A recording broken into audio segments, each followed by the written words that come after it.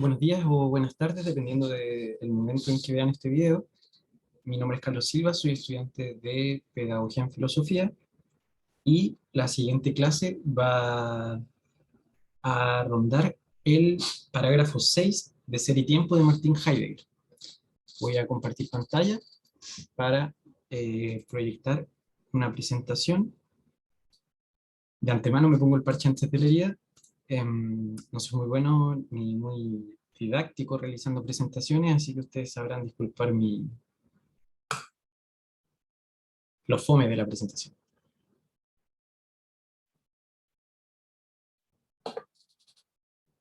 Segundo.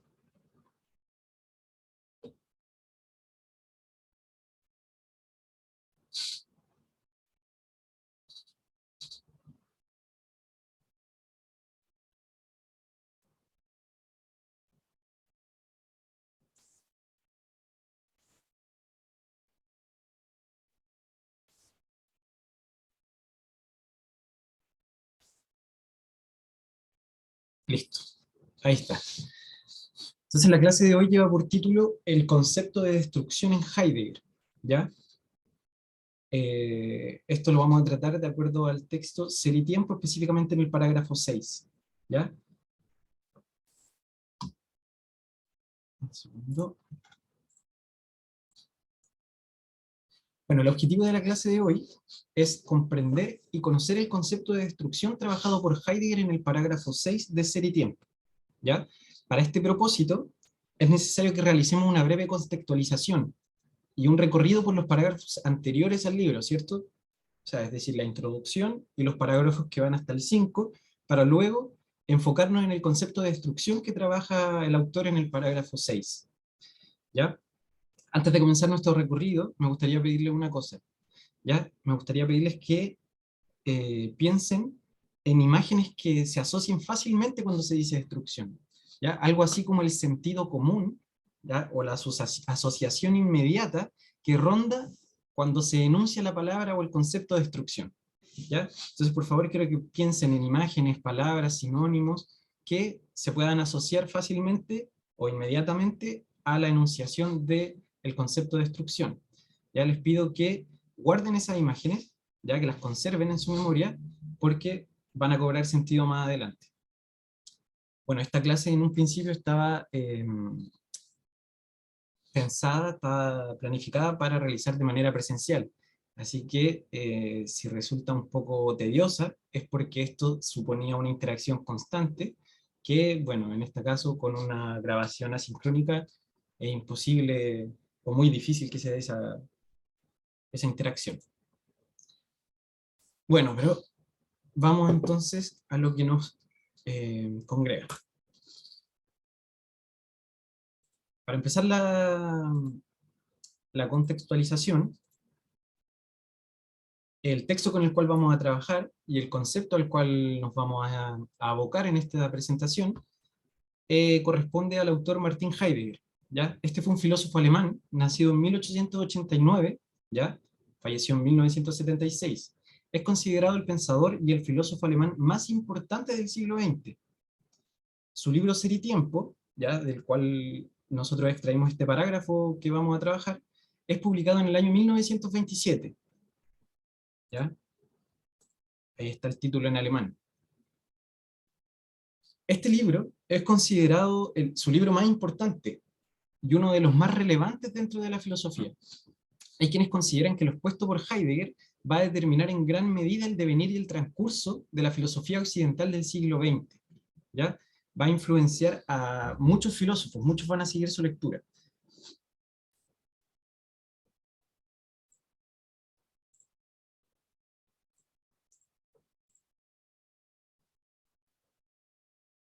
Bueno, de momento podemos decir que en su obra, el autor Heidegger se abocará a la cuestión de la pregunta ontológica, ¿ya? La ontología es un concepto difícil de contextualizar, ¿ya? Si se pretende dar una definición de diccionario, ¿cierto? En este caso, la conceptualización de este concepto, ontología, se complejiza aún más con los desarrollos teóricos de Heidegger. Pero para efectos de esta clase, podemos aproximarnos a la ontología como aquella rama o vertiente de la filosofía que estudia la naturaleza del ser, la existencia y la realidad. Podemos decir que el estudio del ser, que la ontología corresponde al estudio del ser en cuanto ser, ¿sí? O en cuanto lo que es, ¿ya? Entonces, ontología como el estudio de lo que es. Por lo tanto, Heidegger, en su obra, ¿cierto? Y en su obra, no limitándonos a este libro, sino que en su obra en general, va a abordar de cierta manera la cuestión de la ontología, es decir, el estudio de lo que es, ¿ya? Las preguntas por el ser. Esta pregunta no es algo novedoso en filosofía, ¿sí? Por ejemplo, acá tenemos grandes filósofos, ¿ya? Tenemos a Parménides, ahí no sé si se ve el puntero, tenemos a Parménides, a Heráclito, a Platón, a Aristóteles, a Kant, ¿ya? La selección fue solo por temas de espacio, ¿cierto? Para poner algunos representantes principales.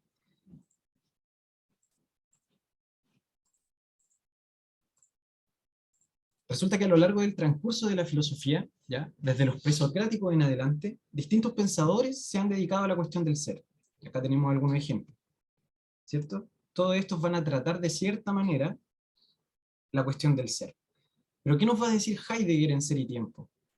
Heidegger nos va a decir que a lo largo de la tradición, que conforma algo así como la historia de la filosofía, no solo no se ha dado con una respuesta certera a la pregunta por el ser, ¿cierto? A este estudio ontológico, sino que incluso la pregunta misma ha sido mal planteada.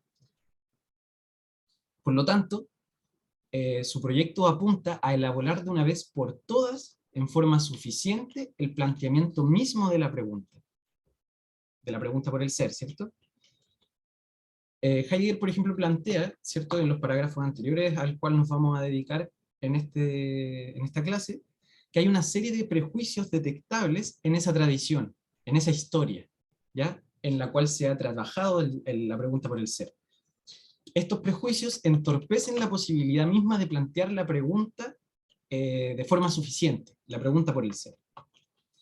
Por ejemplo, nos menciona Heidegger cómo la historia de la filosofía, ¿cierto? Esa tradición que lo precede en cuanto a la discusión ontológica y al pensamiento del ser, a la problemática del ser, ha asumido el ser, ¿cierto? De cierto punto en adelante se asume el ser como lo que es y no se pregunta por él porque aparece en cada caso, ¿cierto? Para los modernos, por ejemplo.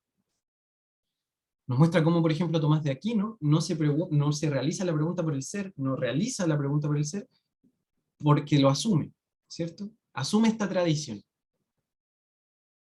Entonces el ser se ha asumido, se ha vuelto obvio.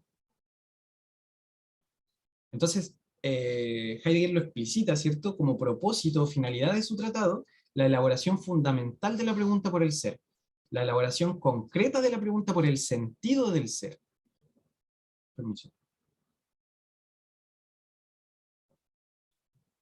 Entonces, plantea la relevancia de la pregunta ontológica. ¿Por qué es importante la pregunta ontológica o en qué sentido? No solo es importante preguntar por cómo se piensa el ser, sino qué ser es el que pensamos. Eso es lo que nos va a plantear Heidegger.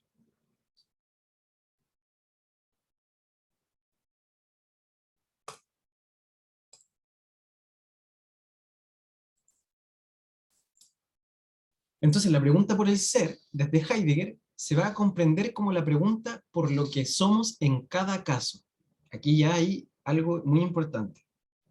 Esto supondría un paso de un ser estático, detenido, ¿cierto? Una esencia fija, por decirlo de alguna manera, a un ser siendo, un ser con movimiento, para pensarlo de alguna forma.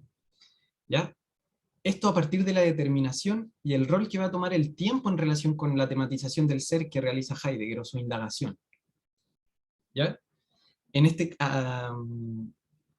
entonces va a plantear que a ese ente que somos en cada caso nosotros mismos, ¿cierto? A ese ser siendo, o a ese ser que somos en cada caso, y que guarda en él la posibilidad de preguntar por el ser, lo designará como el Dasein, ¿ya? Que, como traducción literal, le correspondería a existencia, ¿ya?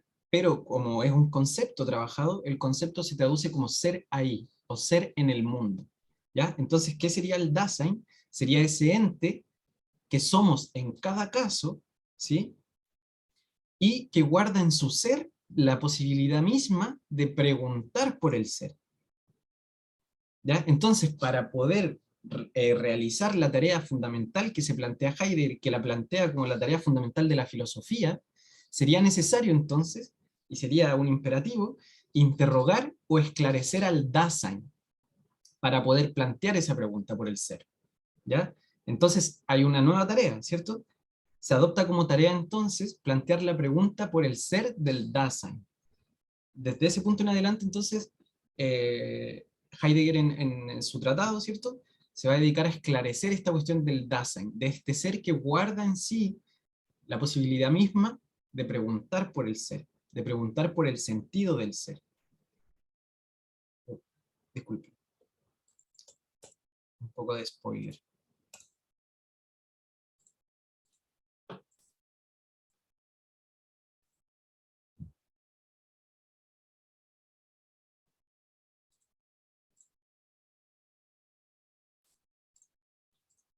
Esto de la tecnología es un poco complejo. Ya, pero ahí estamos. Entonces estábamos bien, ¿cierto?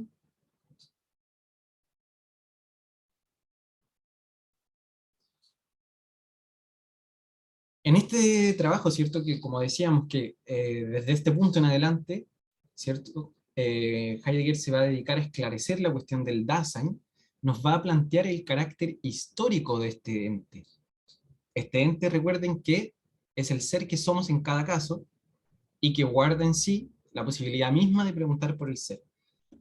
Entonces Heidegger va a plantear que el Dasein tiene un carácter histórico, ¿ya? Va a decirnos textualmente que el ser del Dasein tiene su sentido en la temporalidad, perdón, en la temporaneidad, ¿sí? Así lo va a nombrar. Va a decirnos que la temporaneidad es la condición que hace posible la historicidad como un modo de ser del Dasein mismo, ¿ya? Nos dice que en su ser, el Dasein, perdón, es siempre como y lo que ya ha sido, algo así como su pasado, ¿ya? Nos dice incluso un poco más adelante que el Dasein es ya su pasado, siempre, ya sea expresa o tácitamente o implícitamente, ¿cierto? Entonces aquí tenemos un punto clave. El Dasein es ya su pasado, ¿ya? Pero ahí tenemos que preguntarnos entonces, ¿pero en qué sentido es su pasado? ¿Ya? Heidegger nos va a decir, nos va a ayudar con esta pregunta, ¿cierto? Que el Dasein es su pasado no solo en el sentido de que su pasado se deslice detrás de él, por decirlo, y que el Dasein posea el pasado como una propiedad, ¿ya? Nos dice más bien que el Dasein es su pasado en la forma propia de su ser, ¿ya? Un ser que está siempre aconteciendo.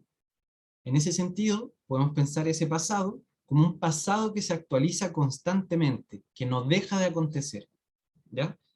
No es un pasado que pasó, por decirlo así, es un pasado que no para de acontecer en este ser del Dasein, ¿cierto?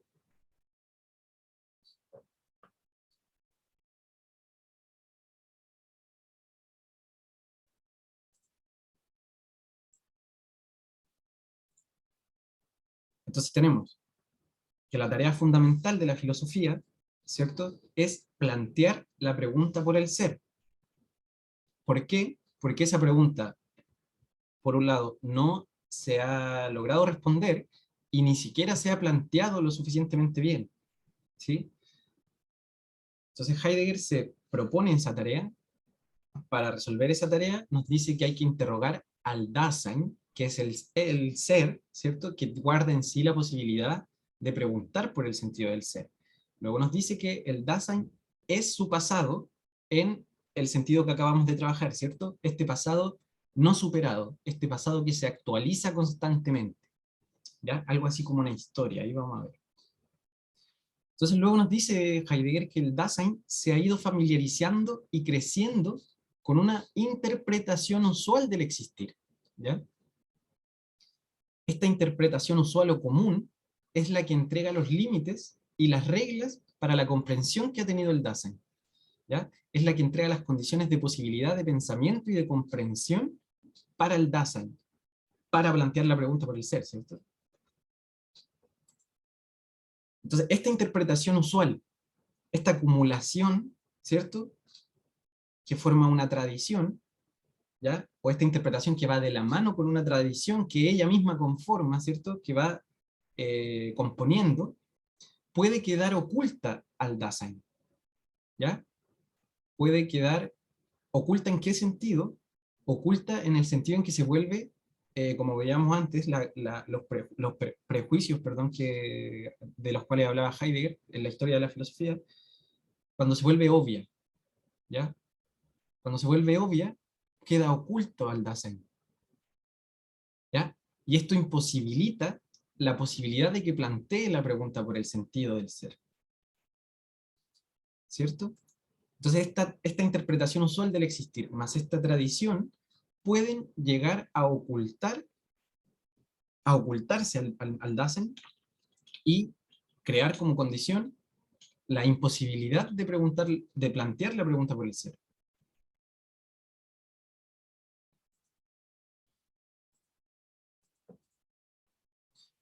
Entonces Heidegger nos plantea que hay toda una tradición que obstaculiza y oculta la posibilidad al Dasein de plantear la pregunta por el ser, ¿ya? Una tradición histórica que no se resume al mero pasado superado, ¿sí? A propósito de lo que hablábamos hace un poco, sino que se actualiza en el presente, imposibilitando la tarea de plantear la pregunta fundamental que se propone Heidegger, que es la pregunta por el ser. De ahí nos dice Heidegger entonces que para llevar a cabo esta tarea fundamental se hace necesario una tarea de destrucción de la ontología, ¿ya? Nos va a decir entonces que esta destrucción de la ontología es la destrucción de aquella tradición que no nos permite plantear la pregunta, ¿sí? Esta tradición que se ha cristalizado y actualizado en la forma de sentido común, como decíamos antes, de lo obvio, y que obstaculiza y oculta lo que en esa misma tradición hay de productivo para la tarea de plantear la pregunta por el ser. Hay una tradición que se ha endurecido, imposibilita al Dasein plantear la pregunta por el ser. Entonces Heidegger nos plantea la tarea de la destrucción de la ontología. Entonces aquí entra lo que habíamos hablado al principio, ¿cierto? Esas imágenes comunes que vienen cuando se plantea o se enuncia el concepto de destrucción. A propósito de esto traje una cita, ¿ya? De Borges en El Golem. Bueno, Borges nos dice: el nombre es arquetipo de la cosa. En las letras de rosa está la rosa, y todo el Nilo es la palabra Nilo. ¿Ya? A propósito de esto, lo que quería que reflexionáramos en conjunto es que entonces, tomando esto como imagen, ¿cierto? ¿Qué destrucción está en la palabra destrucción? ¿Qué decimos cuando decimos destrucción? ¿O qué nos está diciendo Heidegger cuando nos dice destrucción? Como lugares comunes, destrucción parecería desmantelamiento, ¿cierto? O superación. Entonces vamos a entrar en este concepto para poder enunciarlo de cierta manera, ¿cierto? Vamos a tratar de pensar en formas de nombrar esta destrucción. Para esto hay que tener ojo entonces, en la revisión del texto. Porque Heidegger mismo nos dice, en los parágrafos anteriores, que no se trata de que no haya conocimiento ontológico potencial en esta tradición, o en el pasado, ¿cierto? Sino que nos dice que hay. El problema es todo el resto que se endureció y que oculta la revisión crítica de ese mismo potencial. Tampoco la apuesta de Heidegger es por sepultar la tradición en el pasado, ¿ya? Más bien, él mismo nos plantea una posibilidad de un retorno positivo al pasado, ¿ya? Es decir, con esto eh, lo que nos plantea es una apropiación productiva del pasado. ¿Para qué? Para la tarea del planteamiento de la pregunta por el ser. Entonces, como decíamos recientemente, la tradición se ha endurecido, nos dice Heidegger, y es necesaria la destrucción de la ontología como tarea para alcanzar su fluidez y exponer las posibilidades de esa tradición. Entonces no es una destrucción meramente negativa, ¿cierto? Sino que es una destrucción que plantea un carácter positivo en el sentido de una revisión crítica de esta tradición, ¿ya? Para encontrar aquellas cosas que se le han sido ocultas al Dasein, ¿ya? O sea, es una revisión crítica con potencialidad al presente.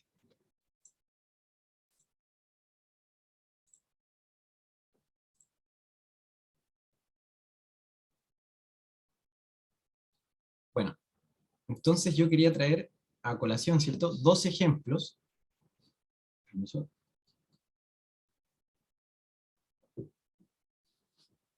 que me hubiera gustado haberlos trabajado en grupo, ¿cierto? Bueno, como les mencionaba también, esta clase fue planificada como un tipo de clase simulada a un grupo específico. Bueno, ese grupo eran estudiantes del curso Práctica 5 de Pedagogía en Filosofía. Por lo tanto, yo me quería aprovechar en parte de la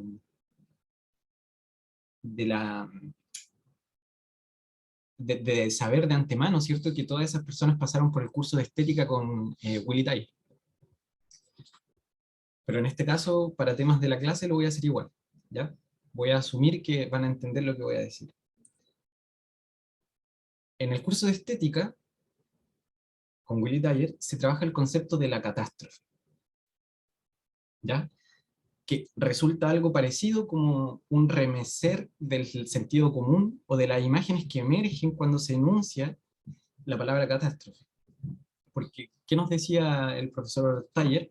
Nos dice que la catástrofe es necesaria para que emerja la pintura, para que emerja el color, ¿cierto? Esto, por ejemplo, en este cuadro de Polo, ¿ya? Y nos decía que, ¿de qué trata la catástrofe? Trata de barrer con clichés, ¿ya?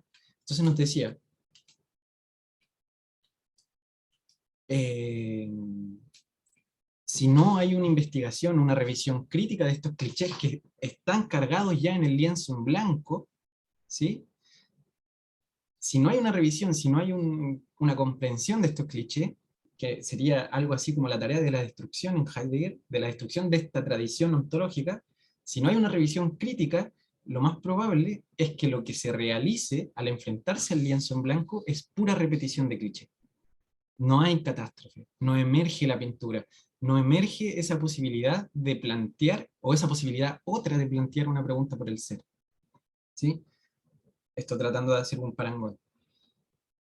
Entonces, en este caso, la catástrofe productiva es creadora, ¿cierto? Entonces, es para tratar de eh, poner un freno, ¿cierto? A estas imágenes inmediatas que aparecen cuando se enuncian estos conceptos, ¿sí? Entonces, Heidegger jamás está planteando la sepultación de esta tradición, el olvido de esta tradición, sino que lo que plantea es una revisión para, de alguna manera, extraer las potencialidades que en ella se encuentran, ¿ya? Porque recuerden que esta tradición también es algo que está siempre aconteciendo, es algo que tiene implicancias fundamentales en el presente. Bueno, entonces ese era el primer ejemplo que pensaba que en grupo podía tener mucho más rendimiento, porque eran conceptos conocidos, ¿cierto? O que yo asumo que eran conocidos por el curso de estética. Y el segundo ejemplo que quería traer era un ejemplo que tiene que ver con estas imágenes comunes, estas imágenes obvias que aparecen cuando uno piensa el concepto de destrucción o cuando se enuncia el concepto de destrucción, y en este caso quería traer los ejemplos de las revueltas árabes, ¿ya? Cuando acontece la revuelta árabe o alguna de las revueltas árabes, uno podría decir que la destrucción de las ciudades, por ejemplo, la destrucción de los pueblos, que ocurre, que comienza a acontecer y acontece, podría traer algo así como una renovación o un olvido de lo que acontecía antes de la revuelta, ¿sí? Pero ¿qué es lo que pasa? Totalmente otra cosa. El mismo acontecer de esta destrucción, de esta revuelta, lo que trae consigo es la exposición de toda esta acumulación histórica de colonialismo, de segregación, de intervención, de racismo, toda, toda esta acumulación histórica que está presente en el día a día, ¿cierto? Y que se va actualizando y que se ha solidificado, ¿sí? Se ha solidificado y no permite su pensamiento hasta que acontece esto, este momento de destrucción, para dar la posibilidad, ¿cierto? Habilitar la posibilidad de una revisión crítica de esta tradición, ¿ya? Entonces, pensar este momento de destrucción no como un momento radical de superación, sino como un momento en que se habilitan las posibilidades para exponer toda esta acumulación, ¿cierto? Toda esta tradición.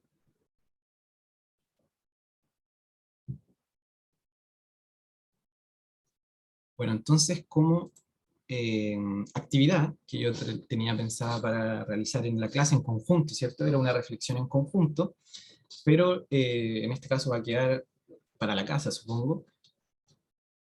Era reflexionar al hilo de los ejemplos tratados anteriormente, ¿cierto? El de Pollock y de las revueltas árabes. eh, Era reflexionar cómo se puede pensar entonces desde ahí, o al hilo de esto, ¿cierto?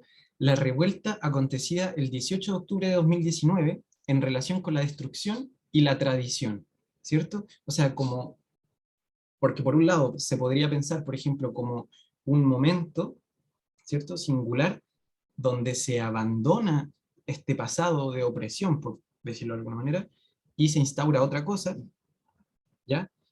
O de qué otra manera con estos elementos que hemos trabajado hasta el momento se podría pensar, ¿sí? ¿De qué manera se podría pensar entonces como un momento donde se expone esta tradición, donde es posible cuestionar y pensar esta tradición, a propósito de un trabajo de revisión de esta acumulación histórica, de esta tradición que se ha endurecido, ¿ya? Sobre todo, por ejemplo, con respecto en relación, como dice acá, al proceso constituyente, ¿cierto? El proceso constituyente sepulta el pasado al instaurar un nuevo orden político, al instaurar nuevas normas, sepulta este pasado, o este pasado está siempre siendo, está siempre aconteciendo, solo que las potencialidades y las posibilidades de pensar ese pasado son las que cambian, ¿sí? Bueno, eso era lo que quería que reflexionáramos en conjunto. Lamentablemente no se pudo. Y bueno, ese sería el final de la presentación. Espero que se haya entendido, que haya motivado, ¿cierto?, a pensar este concepto. Me gustaría dejarlos con la idea de pensar qué decimos cuando decimos destrucción, ¿cierto? Esta posibilidad de destrucción de la ontología también, a mi parecer, habilita la posibilidad de pensar qué, qué se enuncia con los conceptos, ¿cierto? Algo así como un sentido fuerte de un concepto. No quedarnos con lo obvio. Entonces, bueno, espero que les motive esta clase y nos estaríamos viendo. Saludos.